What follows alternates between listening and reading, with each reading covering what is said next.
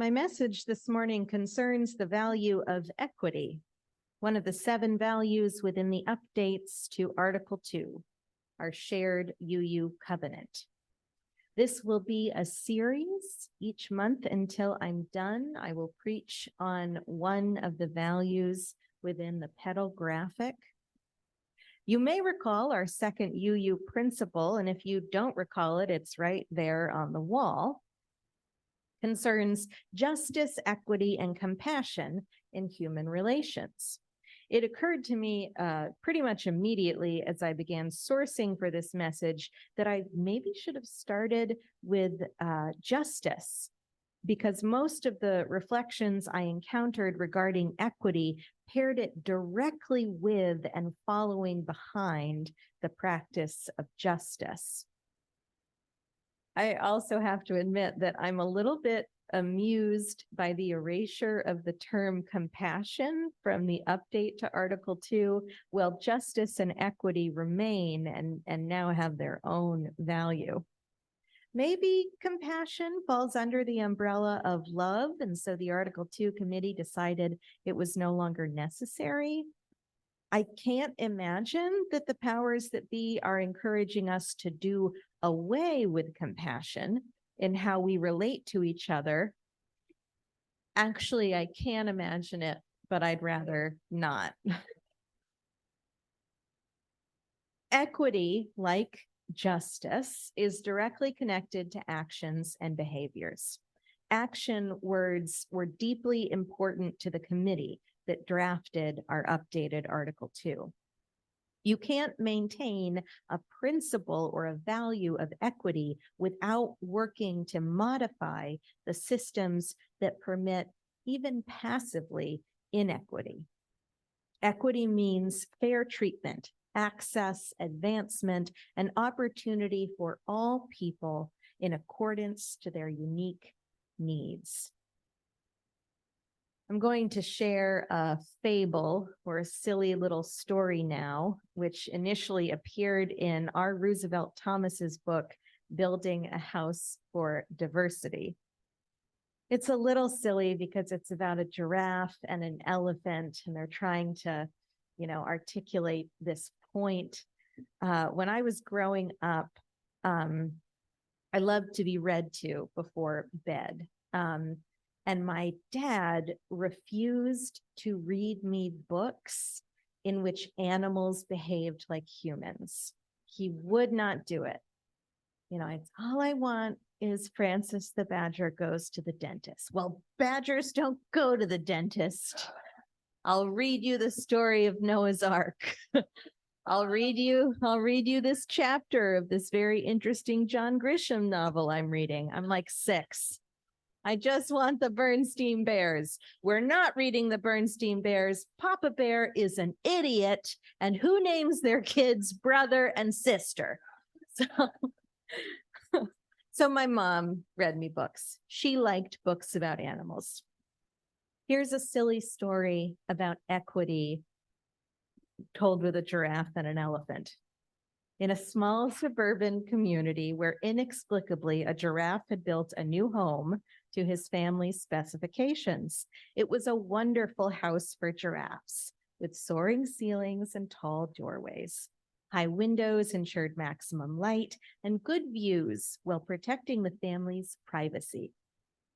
Narrow hallways saved valuable space without compromising convenience.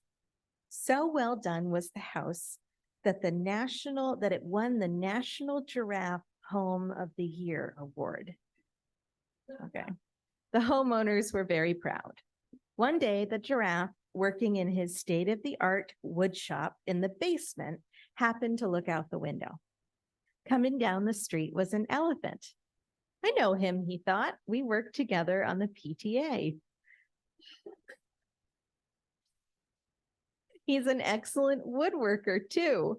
Okay, I think we all know where this story is going, and I just have to say, it's really hysterical to me that the giraffe and the elephant work together at the PTA, which, indicates some sort of public school where giraffes and elephants and probably other animals are attending together. Okay, anyway. We're going to keep talking about equity. So the giraffe thinks, oh, that elephant that I know, he's an excellent woodworker. I'm going to invite him into my shop. Maybe we can even work on some projects.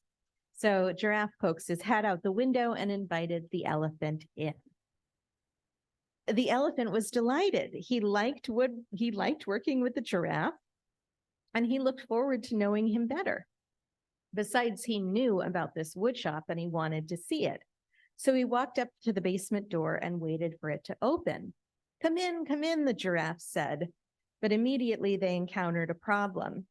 While the elephant could get his head in the door, he could go no further. It's a good thing we made this door expandable to accommodate my wood chopping equipment, the giraffe said. Give me a minute while I take care of our problem.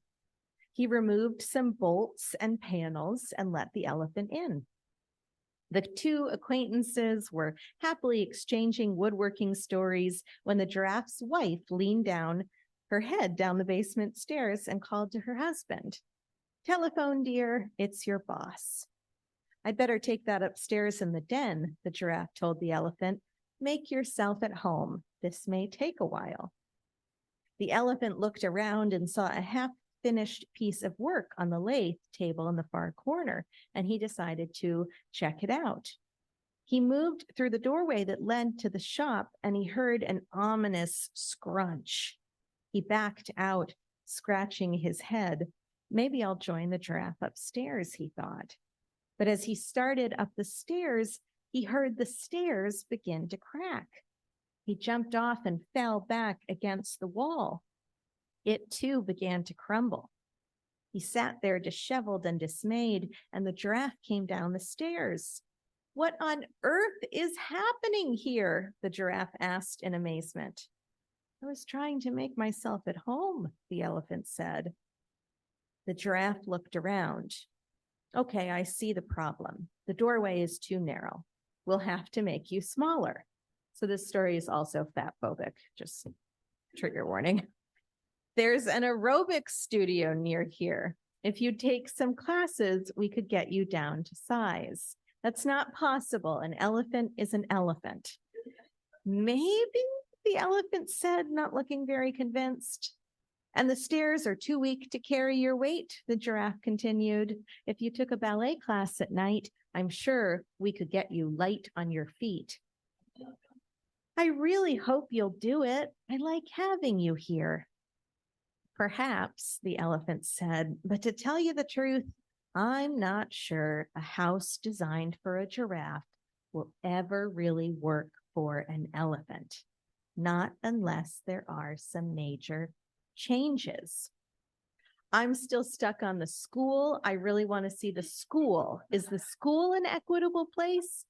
How do the elephant and the giraffe attend the same PTA meeting? I have questions, but we're going to move on. So reflecting on the moral of the story, Roy Landers, in an article for Medium, wrote, the giraffe and the elephant story depicts the way diversity, equity, and inclusion are often approached within organizations. He's speaking specifically about business, but this is an organization, right? This is a community. It's also an organization. Organizations are built for a particular group or culture of people who think, act, and make decisions alike to the exclusion of others who aren't from the same background, culture, and experiences. These are the giraffes. They are usually white, male-dominated groups with similar education, cultural upbringing, have had the same or similar experiences, and usually see things from the same overall standpoint. Like the giraffe, they recognize others who are different from them and may want to work with them and include them in what they do because they like them and they know it would be good to include them for business purposes. And those are the elephants. They look different. They have a different cultural background and different points of view, but they are valuable and certainly can contribute.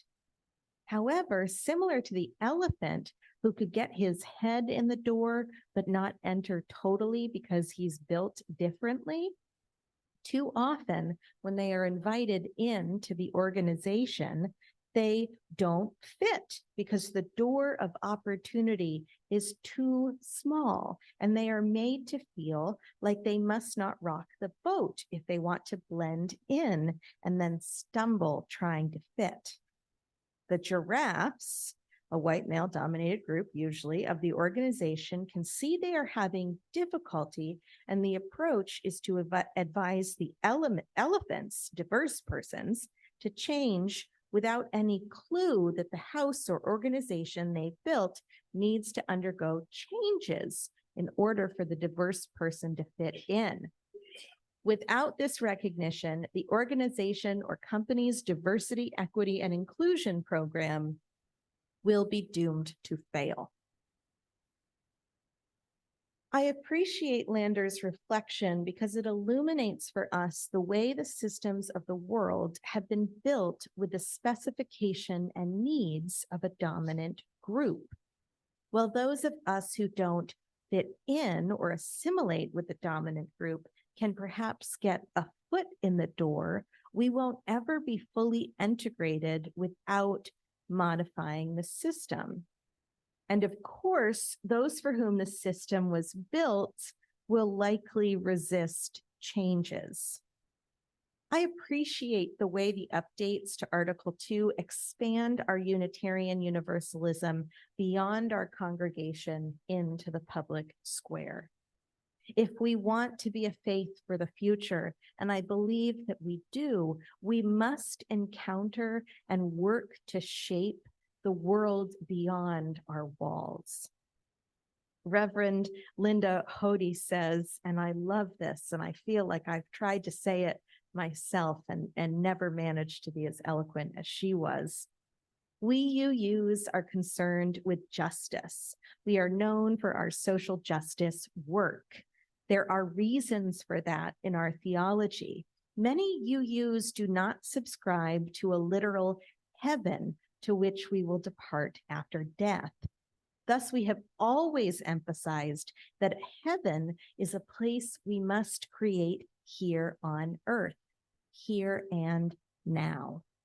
The kingdom of God, or the kingdom of heaven, of which Jesus spoke so much, is something we believe we can create right here. Not liking hierarchical images very much, we might be more likely to speak of creating the beloved community rather than the kingdom of heaven. We don't have much faith in heaven after death, so values like justice and equity and compassion require incarnation in this life as we walk the earth. The world outside these walls is in dire need of our values and our principles as Unitarian Universalists. But we also must, perhaps primarily, and to begin, consider how we are demonstrating our values within our congregations. How are we working towards and demonstrating equity within our systems at the CBUU? Are there barriers around full inclusion who all might wish to be a part of us? What are those barriers, and how specifically do we break them down? Let's examine our internal polity, reading it with a new lens of equity and justice. How do we make this place fully accessible for each person in accordance to their needs? The Accessibility Task Force recently reconvened, woohoo. Their work is an excellent example of how we are striving towards equity here at the Cedar Valley Unitarian Universalists. And in fact, and this is very interesting to me because I think it points to how very of the moment and of the times these Article 2 updates are. If you pay attention to the work of the wider association at present, you will notice an increased focus on inclusion of folks, especially ministers, who live with disabilities. And I believe in what I've observed that the clergy, the UU ministers and those who want to become UU ministers are actually the driving force in these changes. Our fellowshipping process for a long time has seemed to be made up of barriers and flaming hula hoops. And it's the same path for everybody. And because of the clergy who have so desperately wanted to serve this faith, they finally, the Ministerial Fellowshipping Committee is starting to make some slow changes around modifying the process so that it becomes more accessible to everyone. If you were in attendance at General Assembly this year, you might have noticed an increased focus on inclusion and accessibility. And I think that it's a very positive thing. It doesn't mean that they're doing it right all the time, though. So in the search process every year, ministers fill out what's called a ministerial record, similar to the congregational record. It is long and arduous. The very last question on that form is, do you have a disability that you want to share with the search committee? No. I had a conversation. I had some friends in search last year, and we were talking about this question and how it really, we understood what it was trying to do, but it wasn't effective, and how actually it's probably just cutting ministers out of the running. And my friend Elizabeth said that what they write in that box is, these sorts of questions lead to stereotyping and assumptions. And it's a conversation I would have with my congregation throughout the call process. I'm not going to write it right here. I have anxiety and depression. Well, we don't want you. Anyway, so it's a process, right? Some of it's working, some of it's not. We're figuring it out. So I'd like you to consider these questions. I really want you to think deeply about equity here at the CVUU. How do we practice it, and how can we get better? And like our president, Dennis Harbaugh, has been hammering into the board these last few months, it's about action steps. You don't just create your goals and then think somehow because you've written out these goals, you're going to accomplish them. You need concrete, real, tangible action steps. So I really want you to think about it. And then I really want you to tell me what you've been thinking. This is a sermon series. I intend to examine one value per month until we've unpacked all 7. Next month, I'll start where I should have in the first place, with justice. And then we'll get back at the work of building the kingdom on earth. Amen and blessed be.